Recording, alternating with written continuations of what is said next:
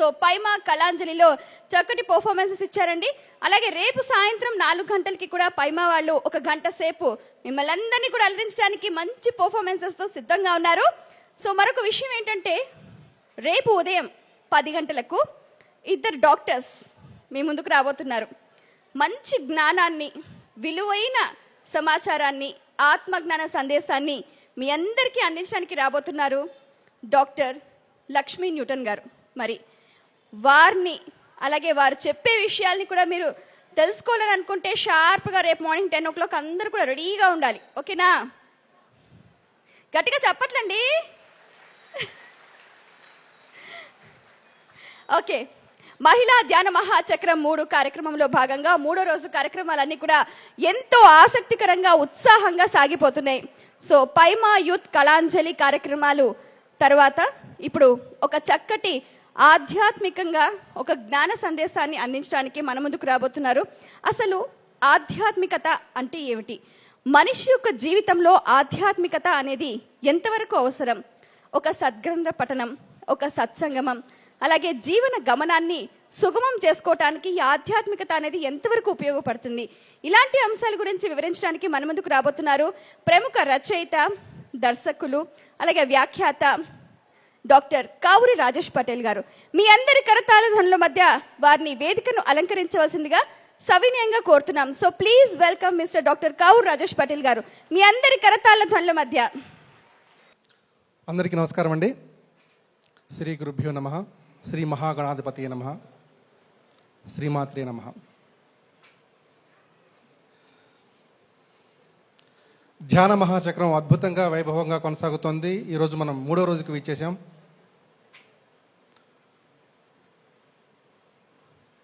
శ్వాస మీద ధ్యాస, మధ్యలో వచ్చే ఆలోచనలన్నీ కూడా విడనాడి తదేక దృష్టితో శ్వాసక్రియని గమనించడం అనేది ధ్యానం అనే సంగతి అందరికీ తెలుసు. ఇక్కడ ధ్యానం గురించి నేను మాట్లాడే సాహసం చేయను, ఎందుకంటే ఆ విషయంలో మీరు అందరూ కూడా చాలా నిష్ణాతులు కాబట్టి.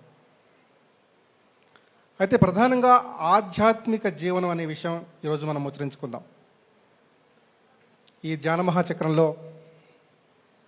ఇలా మీ ముందుకు వచ్చే అవకాశం కల్పించినందుకు పిరమిడ్ స్పిరిచువల్ సొసైటీ కార్యవర్గ సభ్యులకు ధన్యవాదాలు. అలాగే ముఖ్యంగా బ్రహ్మశ్రీ పితామహ సుభాష్ పత్రిజీ గారికి, మాతృశ్రీ స్వర్ణమాల మేడం గారికి ప్రత్యేక కృతజ్ఞతలు.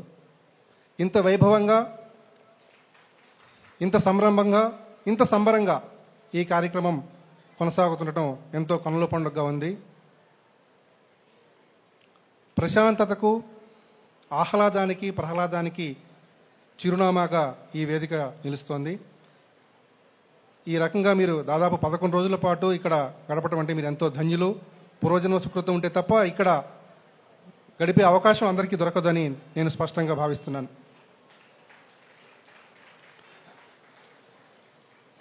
ఇక ఆధ్యాత్మిక జీవితం, ఆధ్యాత్మిక జీవన విధానం, ఈ అంశాల్ని మనం చూసినట్లయితే అసలు భారతీయ సంస్కృతే ప్రధానంగా ఆధ్యాత్మికతకు మారుపేరు. ఆధ్యాత్మికతను, భారతీయ సంస్కృతిని మనం విడదీసి చూడలేం. మనం చూస్తుంటాం, సియామీ కవలలు అంటుంటారు. అట్లా రెండు కూడా పడుగు పేకల్లాగా రెండు మమేకమై ఉంటాయి. ప్రత్యేకంగా ఆధ్యాత్మికత వేరు, భారతీయ సంస్కృతిని వేరుగా మనం చూడలేం. మనందరి లక్ష్యం ఏంటి? జీవితాన్ని ఆనందంగా గడపాలి, సంతోషంగా గడపాలి, ఆహ్లాదంగా గడపాలి. అయితే సంతోషంగా, ఆనందంగా, ఆహ్లాదంగా జీవితాన్ని గడపాలి అనే ఆకాంక్ష ఉంటే సరిపోతుందా? సరిపోదు. దాన్ని క్రియాత్మకంగా, ఆచరణాత్మకంగా మనం అమలు చేయాలి. నిరంతరం సాధన ద్వారా, సుగుణాలని అవలంబించడం ద్వారా మనం జీవన గమనంలో ముందడుగు వేయాలి. మన గురువుగారు పత్రిజీ గారు చెప్తుంటారు, సాధన సాధన సాధన, ఒకటే మంత్రం. కేవలం సాధన ద్వారానే మనం ఉన్నత స్థితికి చేరుకుంటాం. అంటే ఉన్న స్థితి నుంచి ఉన్నత స్థితికి చేరుకుంటాం. కేవలం సాధన, సాధనమున పనులు సమకూరు ధరలోన అంటారు. సాధన లేనిదే ఏది సాధ్యం కాదు. కాబట్టి ఆధ్యాత్మిక చింతన అసలు లక్ష్యం ఏమిటి? వీలైనంత శాంతంగా, వీలైనంత సంతోషంగా జీవనయానాన్ని గడపాలి. అదే అసలు ఉద్దేశం. ఇక ధర్మాన్ని సాకారం చేసుకున్న వారికి శాస్త్రరీత్యా వాళ్ళని ఏమంటాం? ఋషులు అంటారు. అంతే. ధర్మాన్ని అవలంబిస్తే చాలు. నీ భార్యగా నీ ధర్మం, భర్తగా నీ ధర్మం, గురువుగా నీ ధర్మం, విద్యార్థిగా నీ ధర్మం. ఎవరి ధర్మాన్ని వాళ్ళు పాటిస్తే, ఎవరి ధర్మాన్ని వాళ్ళు కొనసాగిస్తే వాళ్ళే ఋషులు. ప్రత్యేకించి ఋషులు అంటే గడ్డాలు మిసాలు పెంచుకొని అడవుల్లో తపస్సు చేసుకోవాల్సిన అవసరం లేదు. ఆధునిక కాలం మారిపోయింది. కాలానుగుణంగా కొన్ని నిర్వచనాలు కూడా మారిపోతాయి. ఎవరి పని వాళ్ళు చిత్తశుద్ధితో నిర్వహించడమే ధర్మం. ఆ ధర్మాన్ని పాటించే వారందరూ కూడా గురువులే. అయితే లౌకిక జీవన వ్యవహారాల్లో మనందరం కూడా తలమునకలై ఉంటాం. ఎన్నో ఇబ్బందులు, ఎన్నో ఒకచాట్లు. ఉదయం లేచిన దగ్గర నుంచి ఉద్యోగ ఒత్తిళ్లు, వ్యాపార ఒత్తిళ్లు, వృత్తిపరమైన ఒత్తిళ్లు, మహిళలకైతే ఇంట్లో పిల్లల్ని చూసుకునే ఒత్తిళ్లు, భర్తల్ని ఆఫీసులకు పంపించే ఒత్తిళ్లు, రకరకాల ఒత్తిళ్లు ఉంటాయి. మరి వీటిని అధిగమించేది ఎట్లా? ప్రధానంగా పారమార్థిక చింతనకు మన ఋషులు 5 సూత్రాలను ప్రస్తావించారు. మొదటిది మనోనిగ్రహం, రెండవది సంతృప్తి, మూడవది ఆత్మవిచారణ, నాలుగవది సత్సంగం, ఐదవది అంతర్వీక్షణ.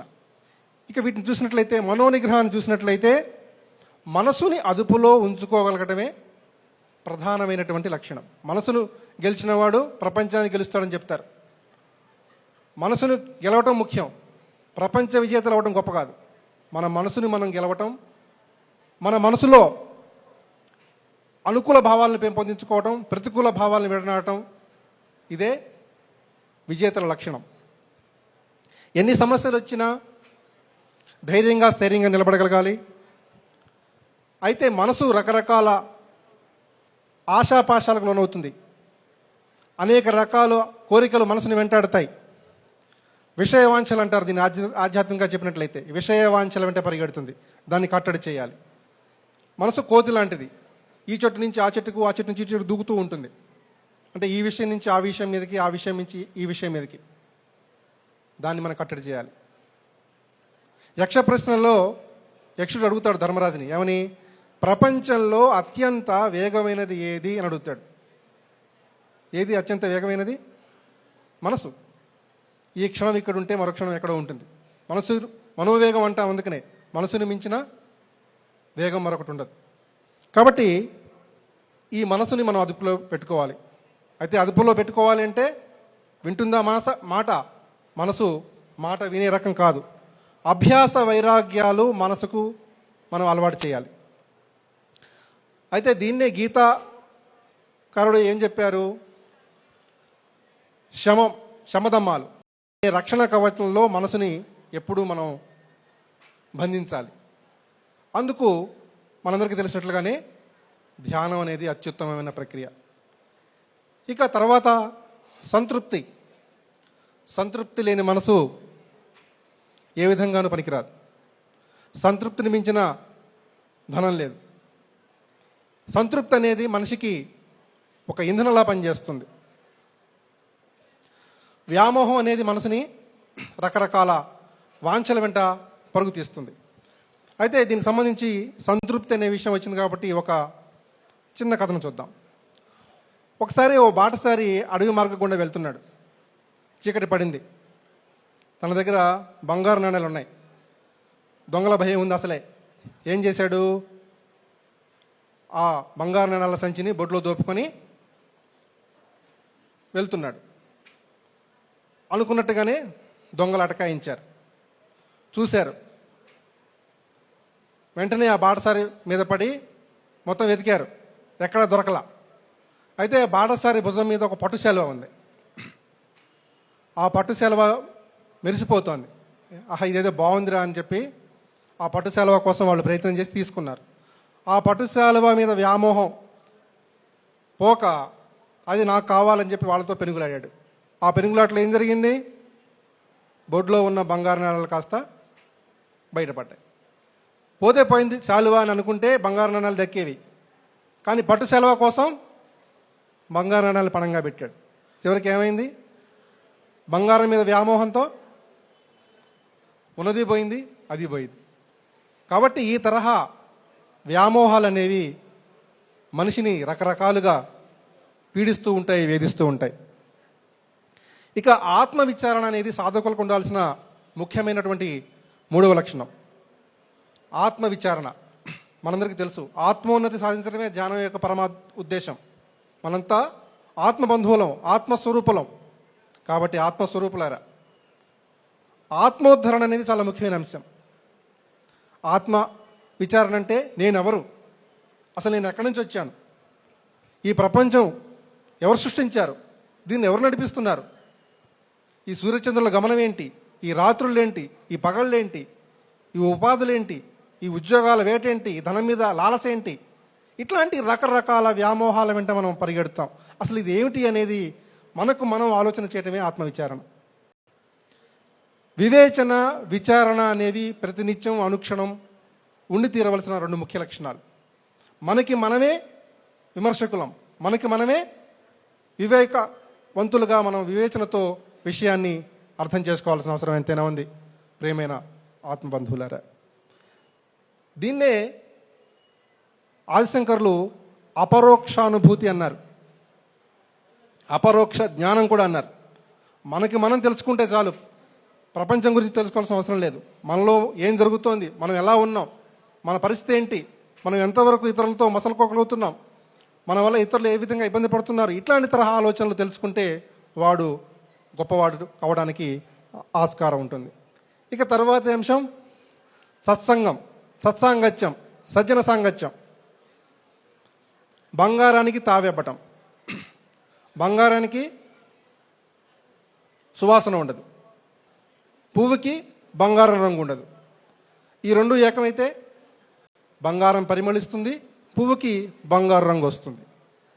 అంటే సజ్జన సాంగత్యం వల్ల పరస్పర ఆదాన ప్రదానాలు జరుగుతాయి. కాబట్టి మిత్రులారా, సజ్జన సాంగత్యం అనేది మనందరం కూడా అలవర్చుకోవాలి. ఇప్పుడు మనం చేస్తున్నది అదే. ఇక్కడ అందరం సజ్జనులమే ఏకీకృతం అయ్యాం. మనందరం 10 రోజుల పాటు ఇక్కడ రకరకాల మనోభావాలు పంచుకుంటాం, ధ్యానం చేసుకుంటాం. ఈ సజ్జన సాంగత్యం మన జీవన ఉపాధులకి, మన జీవన వ్యవహారాలకి భవిష్యత్తులో ఎంతగానో ఉపకరిస్తుంది. మనం ఎన్నో ఒత్తిళ్లను ఎదుర్కొంటూ ఉంటాం. వాటిని కొంత ఉపశమనం చేసుకోవడానికి ఈ తరహా సమ్మేళన ప్రక్రియలు ఎంతగానో ఉపయోగపడతాయి. ఇదే సజ్జన సాంగత్యం. ఇక అంతర్వీక్షణ అనేది ముఖ్యమైన 5వ లక్షణం. మనందరం కూడా ఆశాపాశాల బందీలమే కొనసాగుతున్నాం. ప్రతిదానికి ఆశ, ఇదే నాకు కావాలి, నాది నాకు కావాలి, నీది నాకు కావాలి, అంతా నాకు కావాలి, ఇదే లక్షణం. మనం చూస్తుంటాం బయట ప్రపంచంలో రకరకాల మనుషులు ఇలా ఉంటారు. ప్రతిదీ వాళ్ళకే కావాలి, వాళ్ళది ఎవరికి ఇవ్వరో ఇతరులది మాత్రం తనకు కావాలనేటువంటి లక్షణం ఉంటుంది. ఈ తరహా లక్షణం ఎంతవరకు సమంజసం, ఎవరికి వారో మనం ఆలోచించుకోవాల్సిన అవసరం ఎంతైనా ఉంది. అయితే మన చుట్టూ అందమైన లోకం కనిపిస్తోంది. నిజానికి ఈ అందమైన లోకం వెనుక అనేక చీకట్లు, అనేక కష్టనిష్ఠురాలు ఉంటాయి. దీపం వెలుగు కిందే ఏముంటుంది, నీడ ఉంటుంది. దీపం వెలుగుతూ ఉంటుంది, కానీ దాని కిందనే నీడ కూడా ఉంటుంది. దాన్ని మనం గమనించాలి. మనలోకి మనం తొంగి చూసుకోవాలి. లోచూపు ఉండాలి. లోచూపు. మనం కళ్ళు మూసుకుని ధ్యానం చేస్తుంటాం, కళ్ళు తెరిస్తే వెలుగుల లోకం. ఈ లోకాన్ని కాదని మనం కళ్ళు మూసుకుంటాం. ఎందుకని? మనలోకి మనం తొంగి చూసుకోవడానికి, మనలో ఉన్న వెలుగుల లోకాలను ఆస్వాదించడానికి, మనలో ఉన్న గొప్ప చైతన్యాన్ని మనకి మనం తెలుసుకోవడానికి.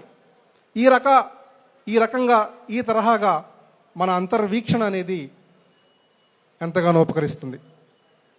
కనురెప్పలు మూయటం ద్వారా లోపలి లోకాలు మనం దర్శించుకోగలుగుతాం. తెలిస్తే ఏముంది, చుట్టూ మాయా ప్రపంచం. ఈ తరహా పరిస్థితి మనకి ఏమాత్రం క్షేమకరం కాదు. కాబట్టి ఈ 5 లక్షణాలు ప్రధానంగా పారమార్థిక తత్వానికి పంచసూత్రాలు అంటారు. ఇవి మనకి ఆధ్యాత్మిక చింతనలో చాలా ముఖ్యంగా దిశానిర్దేశం చేస్తాయి. మిత్రులారా, ఇందాక చెప్పినట్లుగా సాధన అనేది చాలా ముఖ్యమైన అంశం. సాధన సాధన సాధన. పత్రిజీ గారు కూడా ఎప్పుడదే చెప్తుంటారు, ధ్యాన సాధన చేస్తూ ఉండాలి, చేస్తూ ఉండాలి, చేస్తూ ఉండాలి, ధ్యానం చేస్తూనే ఉండాలి, దానికి విరామం అనేది లేదు. అయితే అందరి లక్ష్యం ఇందాక అనుకున్నట్లుగా ఆధ్యాత్మిక మార్గంలో ముందుకెళ్ళటమే. మరి ఇందుకు సాధన అనేది చాలా ముఖ్యమైన అంశంగా ఉపకరిస్తుంది. అయితే దీనికి సంబంధించి భగవద్గీతలో మనం చూసినట్లయితే అర్జునుడు కృష్ణుడితో అంటాడు, హే కృష్ణ, నేను అశక్తుణ్ణి, నేనేం చేయలేను. చుట్టూ చూస్తే అందరూ బంధువులే ఉన్నారు, వాళ్ళతో నేను యుద్ధం చేయాలా, నా వల్ల కాదు, నేను చేయలేను, నేను అశక్తుణ్ణి అంటారు. ఏం చేయాలో పాలు పోవట్లేదు అంటారు. అప్పుడు ఏమంటాడు కృష్ణుడు, నాయనా, నీ పని నువ్వు నిర్వర్తించు, ఫలితాన్ని నాకు వదిలేయి. ఫలితం గురించి ఆలోచిస్తే నువ్వేమీ చేయలేవు. కాబట్టి నీ పని చేయడం వరకే నీకు బాధ్యత, తర్వాత సంగతి నువ్వు నిమిత్త మాత్రుడవు అని చెప్పి కృష్ణుడు అంటారు. అందుకనే సాధనను మనం ఈశ్వర స్వరూపంగా మనం భావిస్తాం. నువ్వు నీ పనిని శ్రద్ధాశక్తులతో నిర్వహించడమే కర్మయోగం. కర్మయోగం చెప్పేది ఒకటి. భగవద్గీతలో మొత్తం కర్మయోగాన్ని మనం దర్శించినట్లయితే నీ పని నువ్వు సక్రమంగా చెయ్యి, ఇందాక చెప్పుకున్నట్లుగా. దాన్ని మించినటువంటి సూత్రం లేదు. అయితే సుదూరమైన ప్రయాణమైనా ఒక అడుగుతూనే మొదలవుతుంది. అందరికీ తెలిసిందే కదా. మనం అమెరికా వెళ్ళాలి అంటే ముందు ఇంట్లోంచి మనం కాళ్ళు బయట పెట్టడం ద్వారా మన ప్రయాణం మొదలైనట్టే. కాబట్టి 1000 మైళ్ళ ప్రయాణమైనా ఒక్క అడుగుతూనే మొదలవుతుంది. ఆ విధంగా మనం ముందడుగు వేయాలి. సాధనలో రేపు మాపు అనకుండా ఎప్పటికప్పుడు మన సాధనా క్రమాన్ని నిరంతరంగా కొనసాగించాలి. జీవితం అనేది రంగుల నది లాంటిది. రకరకాల భావాలు, ప్రతి భావానికి ఒక రంగు ఉంటుంది. సంతోషానికి తెలుపు, విషాదానికి తెలిసింది నలుపు, ఇట్లా రకరకాల భావాలు ఉంటాయి. జీవితం అనేది రంగుల నది లాంటిది. ఆ నదిలో మనం నావికుల్లా ముందుకు సాగిపోవాలి తప్ప ఎక్కడా కూడా ఆగిపోకూడదు, విశ్రమించకూడదు. ఆ విధంగా మనం పురోగమించాల్సిన అవసరం ఎంతైనా ఉంది. అయితే ఈ సాధనా క్రమంలో ఎవరిని వారు ఉద్ధరించుకోవాలి. ఉద్ధరైత ఆత్మనాత్మానం అంటారు. ఎవరిని వారు ఉద్ధరించుకోవాలి, ఎవరో వచ్చి మనల్ని ఉద్ధరించరు. నీ పని నువ్వే చెయ్యాలి, ఎవరో వచ్చి చేయరు. ఎవరో వస్తారని ఏదో చేస్తారని ఎదురు చూసి మోసపోతే చివరికి భంగపడు తప్పదు. కాబట్టి ఆధ్యాత్మిక సాధనైనా సరే, మన లౌకిక వ్యవహారమైనా సరే, మన పని మనం నిర్వహించుకోవాలి. ఆ ఫలితాన్ని కూడా మనమే స్వీకరించాలి. కాబట్టి ఈ విధంగా మనం ముందడుగు వేయటం ద్వారా, ఈ విధంగా సాధనా మార్గంలో ఈశ్వర స్వరూపమైనటువంటి సాధనలో మనం ఉత్తేజితులం కావడం ద్వారా జీవితాన్ని మనం సుసంపన్నం చేసుకోవచ్చు. ఆ విధంగా మీరందరూ పురోగమిస్తారని నేను విశ్వసిస్తున్నాను. అయితే చాలామంది వ్యసనాల బారిన పడి రకరకాలుగా తమ జీవితాన్ని కొంచెం గందరగోళం చేసుకుంటూ ఉంటారు. ఆధ్యాత్మిక జీవితానికి వ్యసనాలకు పొత్తుకు పొంతన కుదరదు. రెండింటి మధ్య సమన్వయం ఉండదు. అది వేరే, ఇది వేరే. ఆధ్యాత్మిక జీవితంలో ముందుకు పురోగమించాలంటే మనకున్నటువంటి వ్యసనాల్ని పక్కన పెట్టాల్సిన అవసరం ఎంతైనా ఉంది. ఇందుకు ఒక ఉదాహరణ చూద్దాం. ఒక ఊర్లో ఒక తల్లి కొడుకు ఉన్నారు. కొడుకు దురభ్యాసాల బారిన పడి తల్లి మాట వినకుండా చెడు సావాసాలు చేసి ఆమెను రకరకాలుగా ఇబ్బంది పెడుతున్నాడు. ఇంట్లో సంపాదించే పరిస్థితి లేదు. నాయన, ఎందుకురా ఇలా చేస్తావు, ఏదైనా పని చేసుకొని కాస్త నన్ను పోషించరా, నువ్వు పోషించుకోరా, పెళ్ళిడు వచ్చింది, బాధ్యత లేకుండా తిరుగుతున్నావు అని చెప్పింది. అయినా కూడా అత్త వినలేదు. సరే, వాడి ధోరణిలో వాడు కొనసాగుతున్నాడు. ఇంతలో గురువు గారు వచ్చారు. పోనీ గురువు మాట అయినా వింటాడేమో అని చెప్పి కొడుకుని తల్లి ఆ గురువుగారి దగ్గరికి తీసుకెళ్ళింది.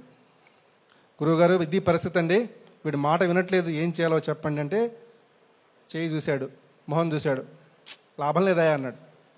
ఏమైందండి గురువుగారు అడిగిన తల్లి. అయిపోయిందమ్మా, అంతా అయిపోయిందండి. ఏమైపోయింది గురువుగారు? 24 గంటలు మించి నీ కొడుకు బతకడమ్మా, అయిపోయింది. ఇంకా వాడి వ్యసనాలే వాడిని నాశనం చేసేసాయి, అయిపోయింది పూర్తిగా. 24 గంటలే వాడికి టైం, నీ ఇష్టం అమ్మా, వెళ్ళిపోయినా.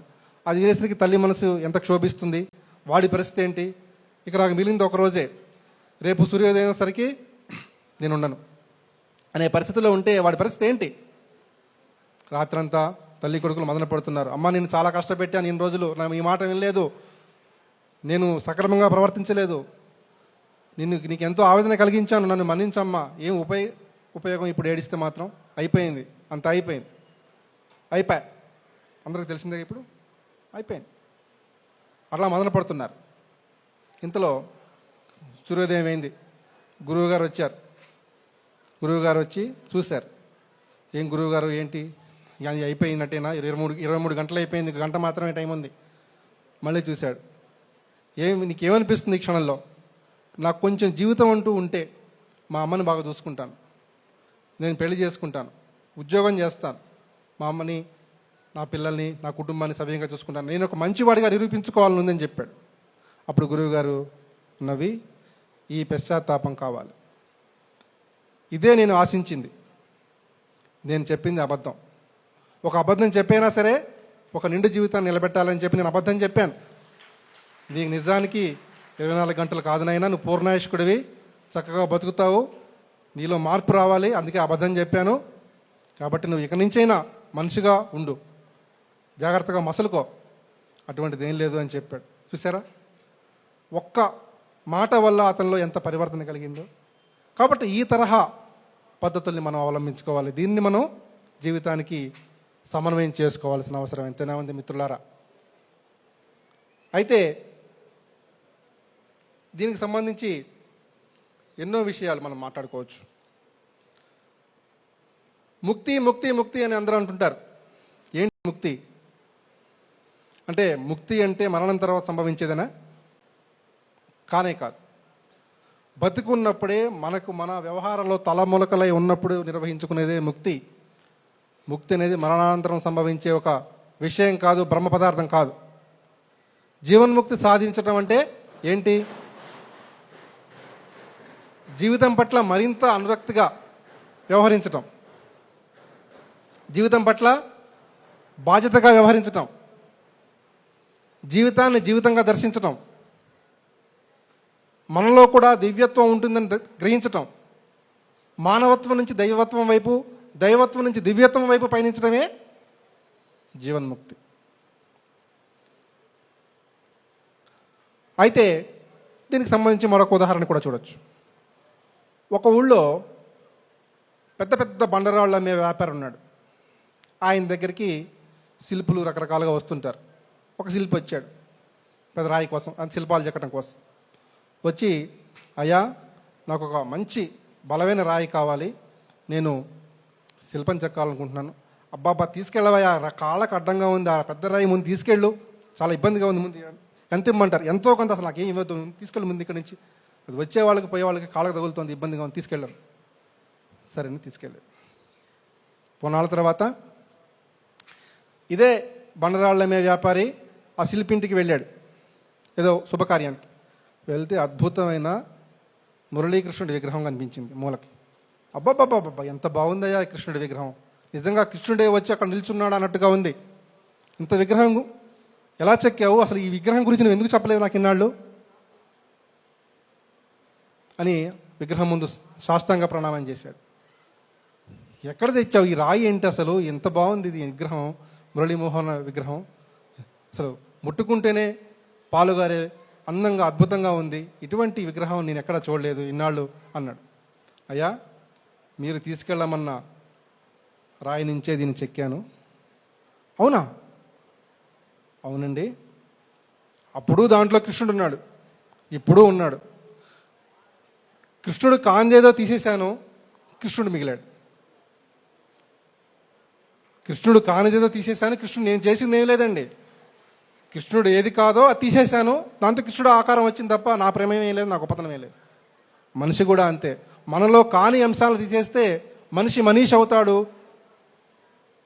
దైవ స్వరూపుడు అవుతాడు. Simple reason, simple logic. మనలో కాని భావాలను తొలగించుకుంటే మనిషి మహితాత్ముడు అవుతాడు. కాబట్టి దాని గురించి మనం చింత చేయాల్సిన అవసరం లేదు. మనవి కాని భావాలు, అలవి కాని భావాలని మనం తొలగించుకున్నట్లయితే మనల్ని మనమే ఉద్ధరించుకోవచ్చు. ఇలా మనం ఎన్నో రకాలుగా ప్రస్తావించుకోవచ్చు. కాబట్టి దీని పరమార్థం ఏంటి? మనలో ఉన్న దుర్గుణాలను వదిలేసి, మనలో ఉన్న ప్రతికూల భావాలను వదిలేస్తే మనిషి మనిషిగా నిలబడతాడు. అదే ఆధ్యాత్మికత. ఆధ్యాత్మికత అంటే పెద్ద బ్రహ్మ పదార్థం కాదు, పైనుంచి ఊడిపోయేది కాదు. మనకి మనం మనిషిగా ప్రవర్తించాలి, సుగుణాలను అలవర్చుకోవాలి, తద్వారా మనమేమిటో నిరూపించుకోవాలి. అదే ఆధ్యాత్మికత. ధర్మానికి ఆధ్యాత్మిక జీవనానికి చాలా దగ్గర సంబంధం ఉంది. ధర్మ జీవనం అంటాం. ఈ ధర్మ జీవనం చాలా ఉదాత్తమైనది. ధర్మంగా ప్రవర్తించాలి. ధర్మో రక్షతి రక్షిత.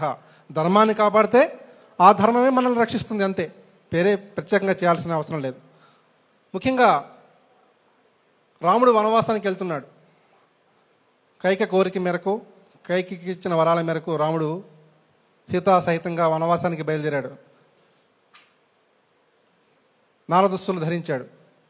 వెళ్తూ వెళ్తూ కన్న తల్లికి చెప్పాలని చెప్పి, అమ్మా వనవాసానికి వెళ్తున్నాను, మళ్ళీ నేను ఎప్పటికి చూస్తానో తెలియదు, వెళ్ళొస్తానమ్మా అన్నాడు. అప్పుడు నాయన జాగ్రత్త, అడవిలో పుల్లు ఉంటాయి, సింహాలు ఉంటాయి, జాగ్రత్తగా ఉండు, వేళకు తిను, వేళకు పడుకో, తమ్ముడు జాగ్రత్త అని ఈ రకంగా చెప్పాల. కౌసల్య ఏం చెప్పింది? నాయన నువ్వు ఏ ధర్మాన్ని నిర్వర్తిస్తున్నావో ఆ ధర్మాన్ని ఎప్పటికీ నిర్వర్తించు, అంతే. నేను అది అలా ఆశీర్వదించి పంపించింది. కేవలం జాగ్రత్తలు చెప్పి పంపలా. ఏ ధర్మాన్ని నువ్వు రక్షిస్తున్నావో ఆ ధర్మమే నిన్ను రక్షిస్తుంది, నిన్ను ధర్మాత్ముడిగా నిలబెడుతుంది. నువ్వేంటో నాకు తెలుసు, నువ్వు చిరస్థాయిగా నిలిచిపోతావు, క్షేమంగా వెళ్ళిరా నాయనా అని దీవించింది. చూసారా ధర్మం యొక్క ప్రత్యేకత ఎంత గొప్పదో. కాబట్టి ధార్మికతను అలవర్చుకోవాలి. ధార్మికతలో చాలా కోణాలు ఉన్నాయి. దానం చేయటం, సేవ చేయటం, ఇతరులకు సాయపడటం, ఇలా రకరకాల ధార్మికతకు అనేక రకాల కోణాలు ఉన్నాయి. కాబట్టి ధర్మ జీవనం అనేది ఆధ్యాత్మిక చింతనలో చాలా ముఖ్యమైన భూమిక పోషిస్తుంది. ఇంకా చెప్పాలంటే మనిషి ప్రత్యేకత ఒకటి ఉంది ఈ సృష్టిలో. ఈ సృష్టిలో ఉన్న జీవుల్లో కేవలం మనిషి మాత్రమే నిలబడగలుగుతాడు. నిలబడతాడు కాబట్టి మనిషి అంటున్నాం. మిగతా జీవులన్నీ కూడా అడ్డంగా ఉంటాయి. వాటిని తిర్యక్కులు అంటాం. తిర్యక్కులు అంటే భూమికి అడ్డంగా ఉండేవి. మనిషి ఒకడే నిలబడగలగాలి, నిటారుగా ఉండాలి, సవ్యంగా ఆలోచించగలగాలి. అందుకనే మనిషిని ఇతర జీవుల్ని వేరు చేసేది ఏమిటి? మనిషి యొక్క మూర్తిమత్వం. ఆ మూర్తిమత్వాన్ని నిలుపుకున్నప్పుడే మనిషి మనిషిగా మిగులుతాడు అనేటువంటి విషయాన్ని మనం మిత్రులారా గమనించాల్సిన అవసరం ఎంతైనా ఉంది. ఇక రకరకాల భావాలు మనం గమనించవచ్చు. ప్రధానంగా చూసినట్లయితే మోక్షం మోక్షం మోక్షం అంటుంటారు. మోక్షం అంటే ఏంటి? అది కూడా మరణాంతరం సంభవించేది కాదు. ఆయన మోక్ష ప్రాప్తి పొందాడు అంటే స్వర్గస్థులయ్యారని అనుకుంటాం. లోకంలో ఒక నానుడు ఎలా సుస్థిరంగా ఉండిపోయింది. కానీ మోక్షం అంటే బంధ విముక్తులు కావటం, బంధాన్ని విడగొట్టుకోవడం, అది మోక్షం. అయితే మోక్షానికి ప్రధానంగా మన ఆధ్యాత్మికవేత్తలు కానివ్వండి, మన పురాణాలు కానివ్వండి, ఇతిహాసాలు కానివ్వండి, పంచసూత్రాలు చెప్తున్నాయి. అవన్నీ కూడా ప్రస్తావించినట్లయితే భగవంతుడి ఆశ్రయమే మోక్షం అని చెప్తున్నాం. భగవంతుడి ఆశ్రయం, భగవంతుడు అంటే ఎవరైనా కావచ్చు, వ్యక్తి కావచ్చు, దైవ స్వరూపం కావచ్చు, ఒకళ్ళని ఆశ్రయించడం, నమ్మి ఆశ్రయించటం, వాటిని మనం చిత్తశుద్ధితో నమ్మి, వాళ్ళటువంటి గుణాలని నమ్మి, వారి యొక్క ప్రవర్తన విధానాలను నమ్మి ఆశ్రయించడం అనేది ప్రధానమైనటువంటి లక్షణం. అట్లాగే సంయమనం, ఓపిక, ఓర్మి. జీవన గమనంలో ఓపిక, సహనం అనేది చాలా ముఖ్యమైన అంశాలు. సహనమే మన సంస్కృతి అన్నారు. ఎవరన్నారు? సర్వేపల్లి రాధాకృష్ణన్ గారు. మన సంస్కృతి, భారతీయ సంస్కృతి అంటే సహనం, సహనానికి మారిపోయారు మనం. కాబట్టి సంయమనం, సహనం, ఓర్పు, ఓర్మి ఇవన్నీ కూడా ఒకటే. అట్లాగే సంతృప్తి, సంతుష్టి ఇవన్నీ కావాలి. సత్సంగం కావాలి, సత్యదర్శనం కావాలి, దార్శనికత కావాలి.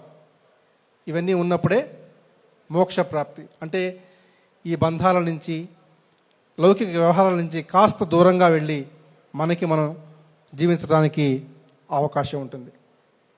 అయితే ఆధ్యాత్మిక జీవనంలో ఏకాంత సమయానికి కూడా చాలా ప్రాముఖ్యత ఉంది. ఏకాంతం అంటే మనలోకి మనం చూసుకోవటం, మనకి మనం తెలుసుకోవటం, నేనేమిటి, నా పరిస్థితి ఏమిటో అంచనాకి రావటం.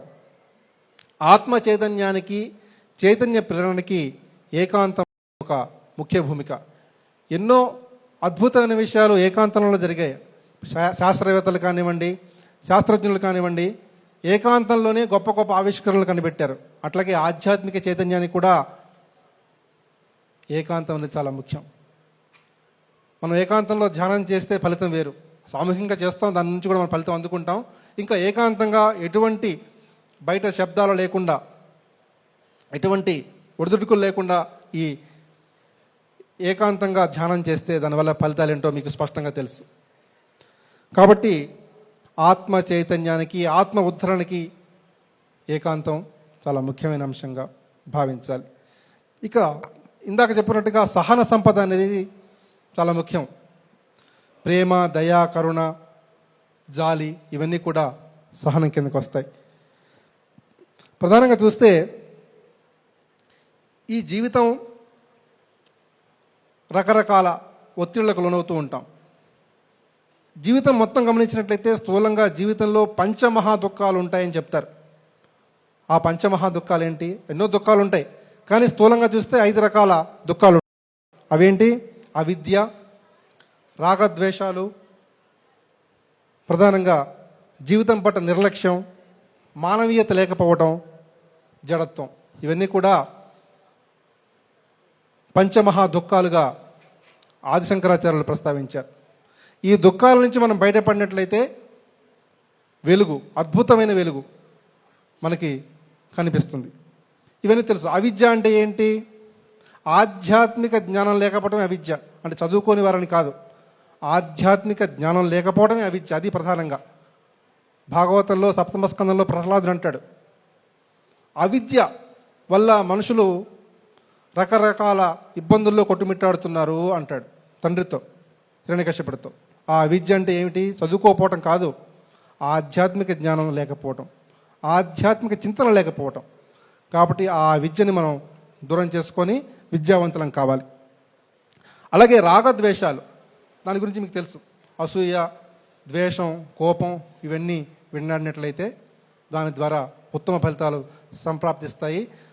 మనలోకి మనం దర్శించుకోవచ్చు. అందరితో సహనంతో, సౌభ్రాతృత్వంతో జీవితాన్ని కొనసాగించవచ్చు. కలిసి ఉంటే కలసు సుఖం, విడిపోతే విరిగిపోతాం. ఈ సూత్రం దీనికి వర్తిస్తుంది.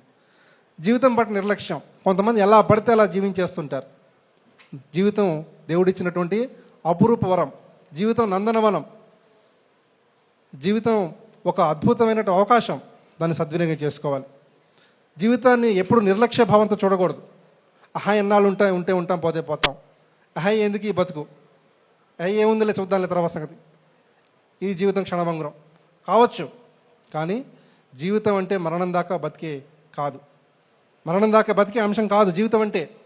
జీవితాన్ని ప్రతిక్షణం ఆస్వాదించాలి. జీవితాన్ని ప్రతిక్షణం మనం హక్కును చేర్చుకోవాలి. జీవితంలో జీవించగలగాలి. జీవితం ఒక అద్భుతమైన అవకాశం దేవుడు మనకి ఇచ్చాడు. ఆ అవకాశాన్ని మనం అనుక్షణం, ప్రతిక్షణం వినియోగించుకోవాలి. మన పిఎంసి ఛానల్ సంబంధించి కూడా అదే, ప్రతిక్షణం సత్యదర్శనం. అదే కదా మన ట్యాగ్ లైన్, ప్రతిక్షణం సత్యదర్శనం. ప్రతిక్షణం సత్యదర్శనం అంటే సత్యాన్ని దర్శిస్తాం. సత్యాన్ని మనం శ్వాసగా, సత్యాన్ని మనం ఆశగా, జీవితం పట్ల ఒక ఆశామయ దృక్పథంతో ముందడుగు వేస్తాం. కాబట్టి జీవితం పట్ల నిర్లక్ష్యం అనేది ఎట్టి పరిస్థితుల్లో ఏకకోశాన కూడా ఉండకూడదు. ఇక మానవీయత లేకపోవడం, కనీసం సాటివారి పట్ల జాలి, దయ, ప్రేమ, కరుణ ఉండాలి. ఇది చాలా ముఖ్యమైన అంశం. ఇక్కడ ఒక చిన్న కథ చెప్పుకుందాం మరొకసారి. మానవీయత అనేది, 2 భక్తులు ఉన్నారు, శివభక్తులు. వాళ్ళ పేరేంటి? ఏదైనా పెట్టుకున్న సుమంతుడు, అనంతుడు. వాళ్ళిద్దరూ కాశీయాత్రకు బయలుదేరారు. ఇప్పుడు కాదు, ఏ ప్రయాణ సౌకర్యాలు లేని సమయంలో సుమంతుడు, అనంతుడు బయలుదేరారు. అడవి మార్గాన అలా వెళ్తున్నారు. వాళ్ళ లక్ష్యం ఏంటంటే మహాశివరాత్రికి కాశీలో శివలింగాన్ని దర్శించుకోవాలని వాళ్ళ కోరిక. అలా బయలుదేరుతూ ఉండగా ఒక సత్రానికి చేరుకున్నారు రాత్రిపూట. చేరుకున్నాక అక్కడ వీళ్ళకు ఒక మిత్రుడు కలిశాడు. అతను కూడా కాశీకే బయలుదేరాడు. పెద్ద వర్షం జోరుగా కురుస్తోంది. అయితే ఉన్నట్టుండి వీళ్ళకి పరిచయమైన మిత్రుడికి చలి జ్వరం మొదలైంది. వణిగిపోతున్నాడు. శరీరాన్ని ముట్టుకుంటే ఒక నిప్పుల కుంపట్లా ఉంది. కానీ మరుసటి రోజు ప్రయాణం కొనసాగించాలి, లేకపోతే వాళ్ళు అనుకున్న లక్ష్యం నెరవేరదు. ఎందుకంటే మహాశివరాత్రికి కాశీకి చేరుకోవాలని. అప్పుడు అనంతుడు ఏమన్నాడు, నేను వెళ్దాం, ఇంకా వదిలేసి వెళ్దాం ఇన్ని, సరే ఏదో మందో మాకో ఇచ్చి పక్కనే వనమూలికలు ఇస్తున్నారు కదా, అవి తీసుకుంటాడులే, వెళ్ళిపోదామంటే సుమంతుడు ఒప్పుకోలే. ఇట్లాంటి పరిస్థితుల్లో ఈ మిత్రుడిని వదిలేస్తామా? కాశీ తర్వాత అయినా చూసుకోవచ్చు, శివరాత్రి మళ్ళీ వస్తుంది, మళ్ళీ వెళ్ళొచ్చు, కానీ ఈ వ్యక్తిని మనం కాపాడాలి, లేకపోతే చనిపోయేలా ఉన్నాడు. నువ్వు వెళ్ళి మిత్రమా, నేను చూసుకుంటానన్నాడు. సరే, నీకు శివుడి దర్శనం యోగ్యం లేదు, నీ కర్మ నీదని చెప్పి బయలుదేరి వెళ్ళిపోయాడు. అలా కాశీకి చేరుకోగానే అక్కడ దృశ్యాన్ని చూసి అవాక్కయ్యాడు. ఏం కనపడింది అక్కడ? కాశీ విశ్వనాథుడి సమక్షంలో సుమంతుడు ప్రత్యక్షంగా స్వామికి భస్మాభిషేకం చేస్తున్నాడు, స్వామికి తేనెతో అభిషేకం చేస్తున్నాడు, పుష్పాలతో అభిషేకం చేస్తున్నాడు. ఆ పక్కన ఉన్నటువంటి అర్చకులు సుమంతుడి చేతన అన్ని వ్యవహారాలు నిర్వహిస్తున్నారు. కిటకిటలాడే జనం అక్కడ బయట నుంచి చూస్తున్నాడు. మిత్రమా, నేను వచ్చాను, ఎప్పుడు వచ్చాడో తెలియదు, నాకంటే ముందు ఎలా వచ్చాడు? అక్కడేమో ఆ మిత్రుడికి సపర్యలు చేస్తా అన్నాడు, నాకు చెప్పకుండా వచ్చాడు, మొత్తానికి వచ్చాడు, లోపలికి వెళ్ళిపోయాడు, అన్ని చేస్తున్నాడని ఆశ్చర్యానికి లోనయ్యాడు. నేను నా మిత్రుడు అండి, నా అక్కడ అభిషేకం చేస్తున్నాడు, పిలవండి, కొంచెం లోపలికి వెళ్తానంటే ఎవరు రానిలా. సరే, దూరం నుంచి దర్శనం చేసుకుని వచ్చేసాడు. మళ్ళీ ఆ సత్రానికి వచ్చాడు. అక్కడ దృశ్యం ఏంటి? అదే సుమంతుడు అదే వ్యక్తికి సపర్యలు ఇంకా చేస్తూనే ఉన్నాడు. ఏమర్థమైంది దీనివల్ల? శివుడైనా దేవుడైనా మెచ్చేది ఏంటి? మానవీయత. కేవలం మిత్రుని రక్షించడానికి అక్కడ ఉండిపోయాడు, కానీ శివుడు పరోక్షంగా తన సమక్షానికి అతను రప్పించుకున్నాడు. అనంతుడికి దూరం నుంచి దర్శనం ఇచ్చాడు. అడిగాడు, ఏంటి నువ్వు అక్కడికి వచ్చావు కదా అంటే, నేను ఎక్కడికి రాలేదయ్యా, 2 రోజుల నుంచి నేను మూసిన కను తెరవలేదు, నేను ఇక్కడే ఉండి సపర్యలు చేస్తున్నాను. మరి అక్కడ కనిపించింది ఎవరు? మాయ. కాబట్టి మానవీయత అనేది చాలా ముఖ్యమైన అంశంగా మనం గమనించాలి మిత్రులారా. ఇక ప్రధానంగా జడత్వం. జడత్వాన్ని వదలాలి, నిస్తేజాన్ని వదలాలి, బద్ధకాన్ని వదలాలి. బద్ధకాన్ని పరమశత్రువుగా మనకి అభివర్ణిస్తారు. ఎక్కడ బద్ధకం ఉంటుందో అక్కడ ప్రగతి ఉండదు, ఎక్కడ చైతన్యం ఉంటుందో అక్కడ పురోగతి ఉంటుంది. కాబట్టి జడత్వాన్ని పూర్తిగా వదిలినట్లయితే మనం నిత్యం కార్యశూరులమై కార్యవీరులమై ప్రతి పనిలో కూడా మనం ముందడుగు వేస్తాం. ఇవి ప్రధానంగా మనం గమనించాలి. జీవితం అంటే ఇవి, జీవితంలో ఉండే పంచమహా దుఃఖాలు ఇవి. వీటిని తొలగించుకుంటే జీవితం ఆనందమయం అవుతుంది. ఆధ్యాత్మిక దీప్తి అంటుంటారు. ఆధ్యాత్మిక దీప్తి అంటే ఏంటి? ఆధ్యాత్మిక దీప్తి అంటే ఆధ్యాత్మిక తత్వంతో మనలో ఉన్న పరంజ్యోతిని నిరంతరం ప్రజ్వలింపజేసుకోవటం. మన లోపల ఒక దివ్యమైన జ్యోతి వెలుగుతూ ఉంటుంది. ఆ దీప్తిని ఎప్పటికప్పుడు వెలిగించుకోవాలి. దేంతో వెలిగించుకోవాలి? ఆధ్యాత్మిక చింతన అనే చమురు దానికి పోస్తూ నిరంతరం దాన్ని ప్రజ్వలింపజేసుకోవాలి. మన ఉచ్ఛ్వాస నిశ్వాసాలు వేడిగా ఎందుకుంటాయి? ఎందుకంటే ఆ దీప్తి నుంచి, ఆ రశ్మి నుంచి వచ్చినటువంటి వేడిమి వల్లే మన ఉచ్ఛ్వాస నిశ్వాసాలు వేడిగా ఉంటాయి. ఆ దీప్తి కొడిగడితే మనలో ప్రాణం నశిస్తుంది. ఆ దీప్తి ఉన్నంత వరకే ఈ దేహానికి చైతన్యం.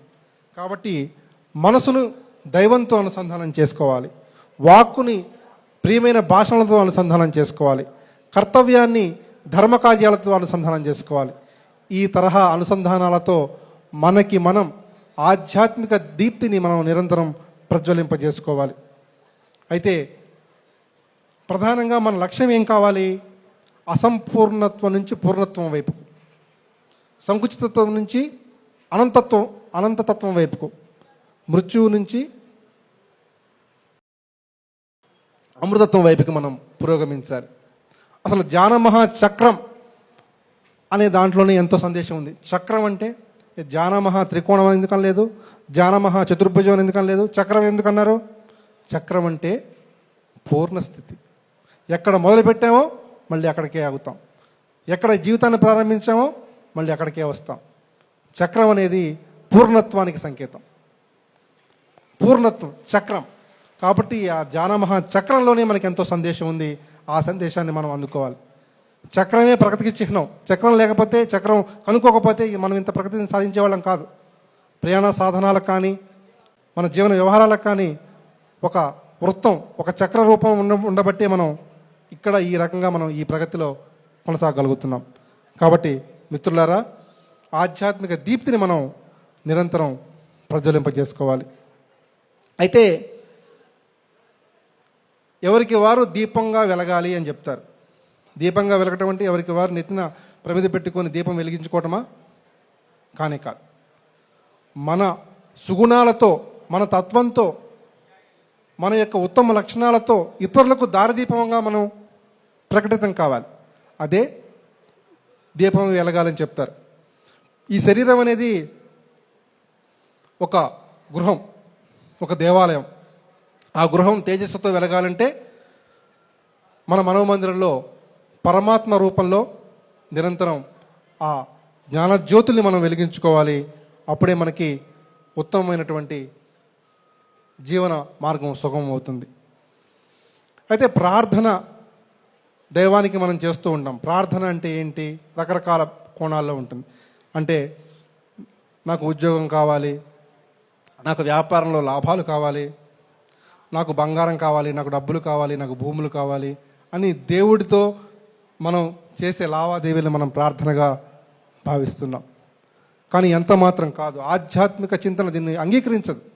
ప్రార్థన అంటే దైవానికి మనకు మధ్య మౌనంగా కొనసాగే ఒక సంభాషణ.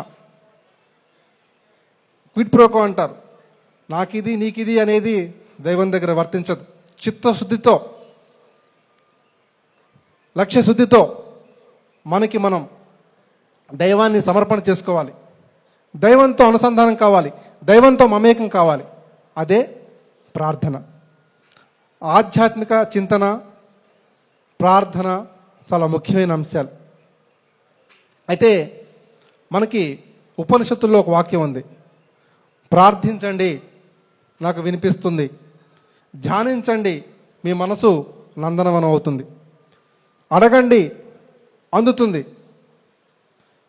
వెతకండి, దొరుకుతుంది. ఇవన్నీ ఏంటి? అడగండి, అందుతుంది. నాయనా, నాకు అందరికీ సేవ చేసే భాగ్యం కలిగించు అని దైవాన్ని కోరుకోవాలి. ఆ పరమాత్మను కోరుకోవాలి. ఆ ఆత్మోద్ధారకుని కోరుకోవాలి. అంతేకాని వ్యక్తిగత ప్రయోజనాలను కోరుకోవటం వల్ల దైవం అంగీకరిస్తాడా?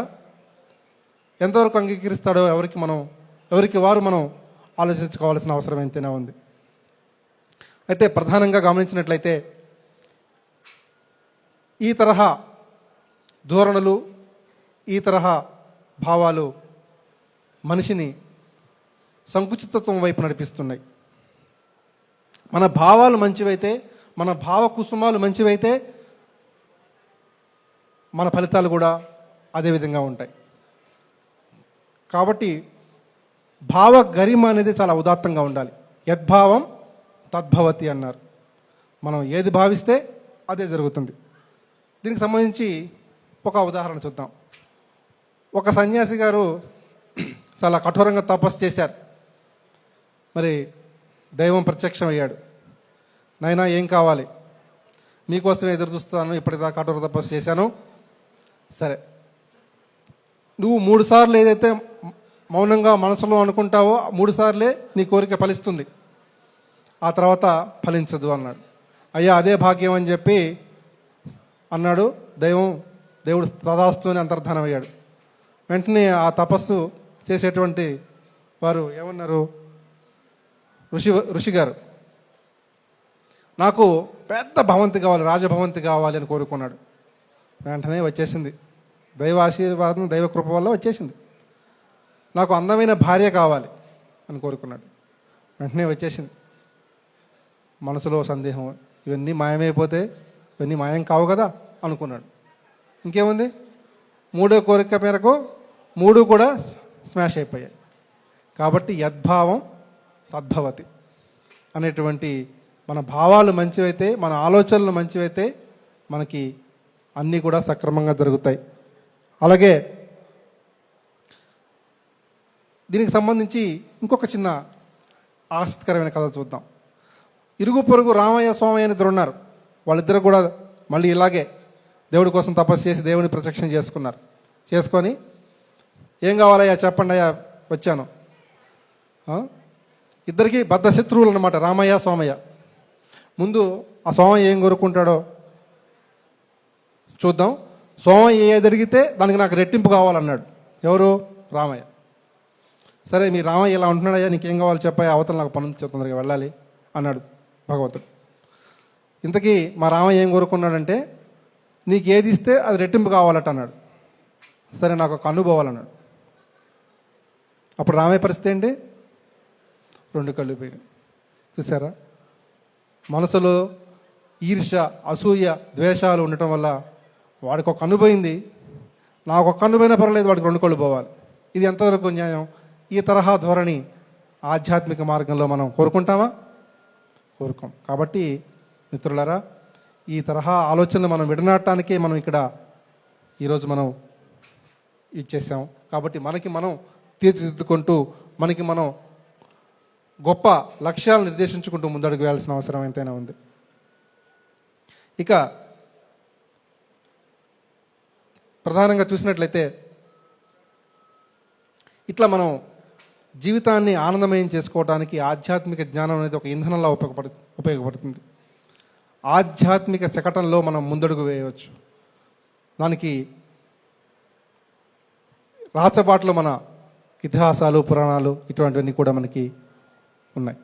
ఈ పరిస్థితుల్లో మనకి మనంగా జీవించడానికి, మనకి మనంగా నిలబడటానికి, మనదేంటో మనం గమనించుకోవడానికి ఆధ్యాత్మిక అనురక్తి, ఆధ్యాత్మిక శక్తి అనేది ఉపకరిస్తుంది.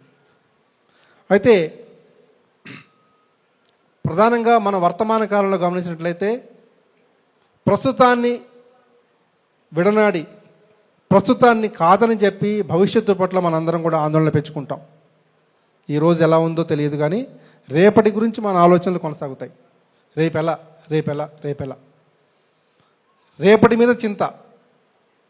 ఈ రోజు ఎలా ఉన్నా పర్వాలేనటువంటి ఆలోచన వర్తమానంలో నడుస్తున్న చరిత్రలో కనిపిస్తుంది. కాబట్టి అది ఏమాత్రం వాంఛనీయం కాదు. కాబట్టి వర్తమానాన్ని ఆస్వాదిస్తూ భవిష్యత్తుకు బాటలు వేసుకోవాలి. ఆ తరహా ధోరణి వల్ల మనకి మనం ఉద్ధరించుకోవచ్చు.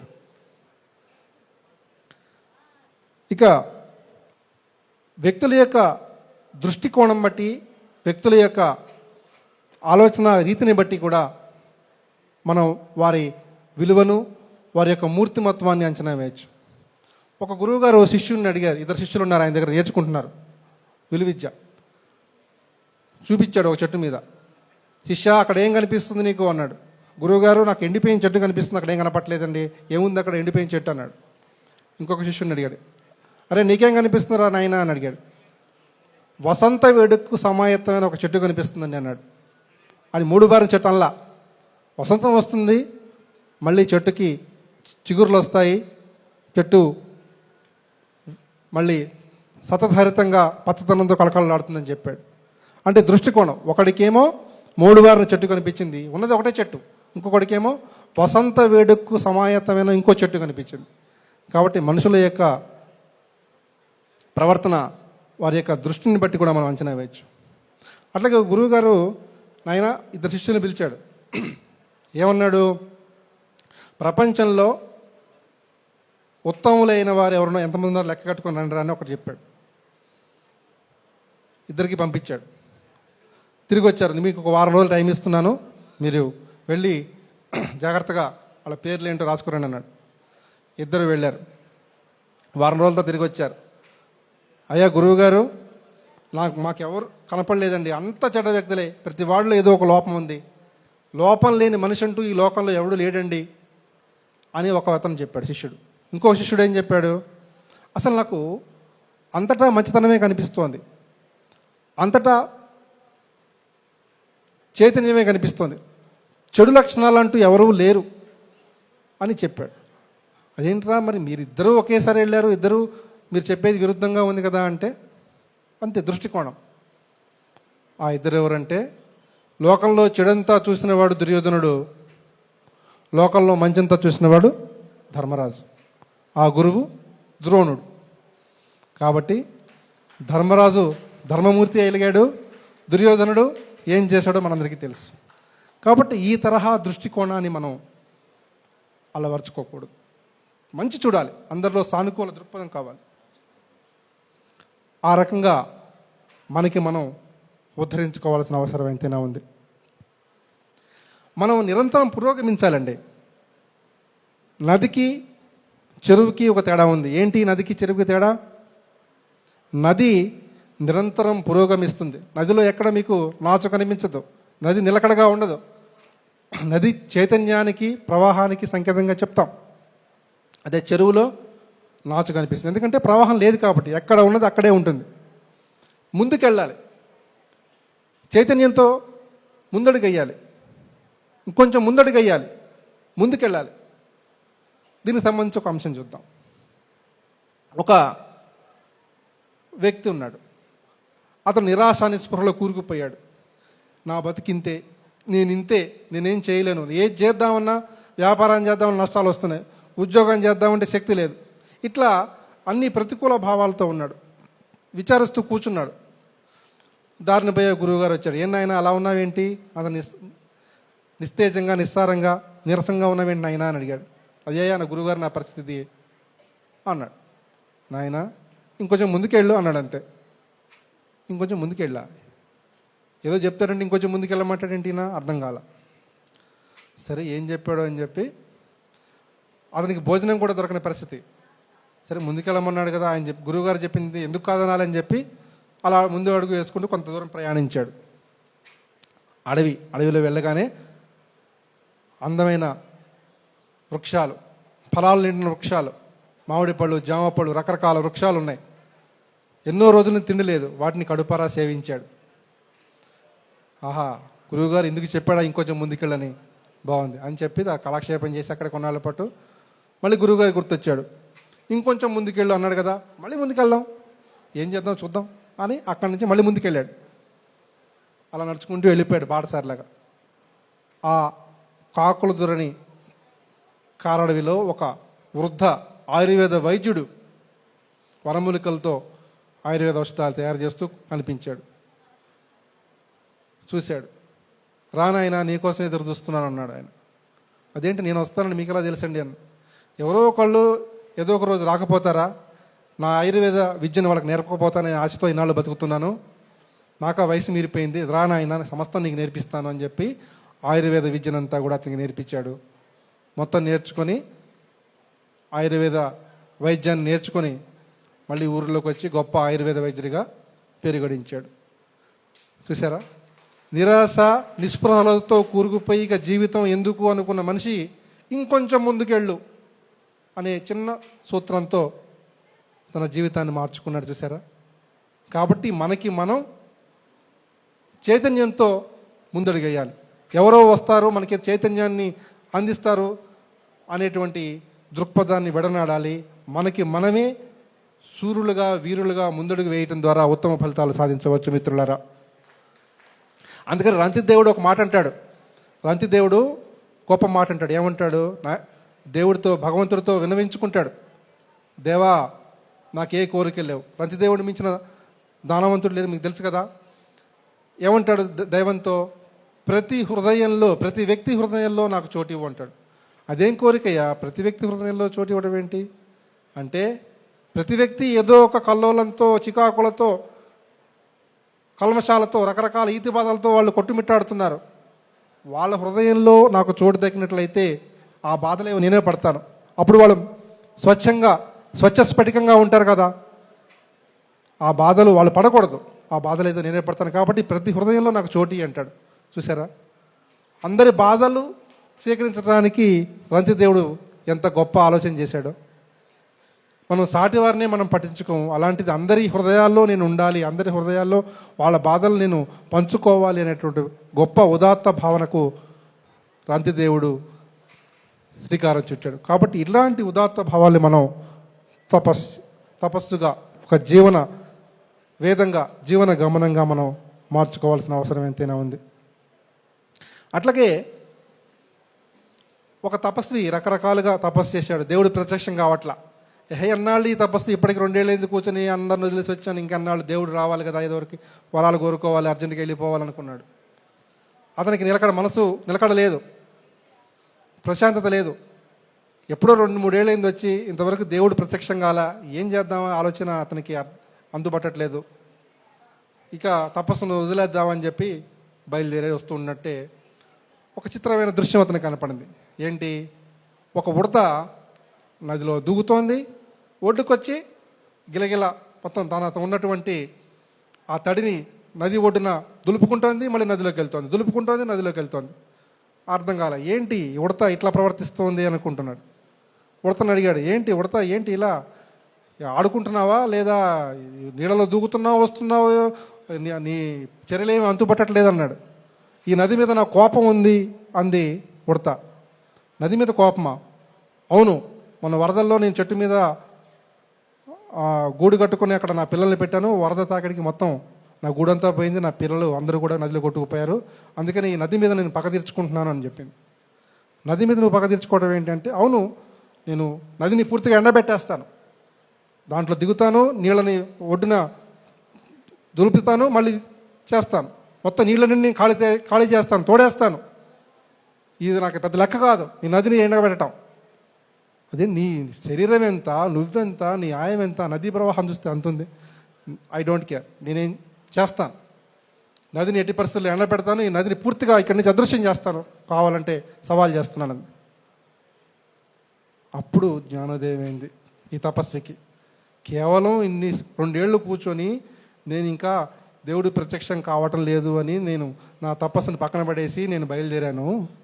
అలాంటిది ఒక చిన్న ప్రాణి, చిన్న ఉడత ఈ నదిని ఎండబెడతానని చెప్పి సవాల్ చేసి ప్రతిజ్ఞ చేసి వస్తోంది.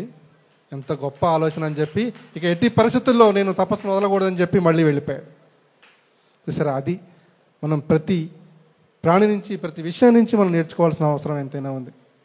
మిత్రులారా, ఆధ్యాత్మిక జీవనం, ఆధ్యాత్మిక సంపద, ఆధ్యాత్మిక చైతన్యం, చింతన అనేది ఒక అనంతమైనటువంటి విషయం. ఇందులో ఎన్నో శ్లోకాలు ఉంటాయి, ఎన్నో కథలు ఉంటాయి, ఎన్నో పురాణాలు ఉంటాయి, ఎన్నో విషయాలు ఉంటాయి. వాటిని మనం చర్చించుకోవచ్చు, పరామర్శించుకోవచ్చు, వివరించుకోవచ్చు. మనకున్న సమయభావం దృష్ట్యా ఈ కొద్ది సమయంలో నాకు తోచిన విషయాలు మీకు చెప్పే ప్రయత్నం చేశాను. నాకు తోచిన అంశాల్ని మీ ముందు ఆవిష్కరించే ప్రయత్నం చేశాను. మీ అందరి సహకారానికి కృతజ్ఞతలు. ఈ అవకాశాన్ని కల్పించిన సుభాష్ పత్రి గారికి, మాతృశ్రీ స్వర్ణమాల గారికి, అలాగే పిరమిడ్ స్పిరిచువల్ సొసైటీ కార్యనిర్వాహక సభ్యులకు అందరికీ నా హృదయపూర్వకమైన ధన్యవాదాలు. ఓం శాంతి శాంతి శాంతి. నమస్కారం. ఒకసారి గట్టిగా చప్పట్లు కొడదాం. స్వామీజీ పేరు డాక్టర్ కావూరి రాజేష్ పటేల్. ఈ పేరు ఎంతమంది వారానికి ఒకసారి ఈనాడు పేపర్లో చదువుతారు? ఈనాడులో అంతర్యామి చూస్తే ఇలాంటి ఆధ్యాత్మిక ప్రవచనాలు ఎన్నో రాస్తుంటారు వారు. మనం ధ్యాన మహాచక్రం మొదలుపెట్టిన తర్వాత ధ్యాన మహాచక్రం అన్న దాని మీద అంతర్యామిలో ఒక వ్యాసం రాశారు ఆయన. అందుకే ఈరోజు ఈ ధ్యాన మహాచక్రానికి నిర్వచనం చెప్పారు. స్వామీజీ గట్టిగా చప్పట్లు కొడదాం.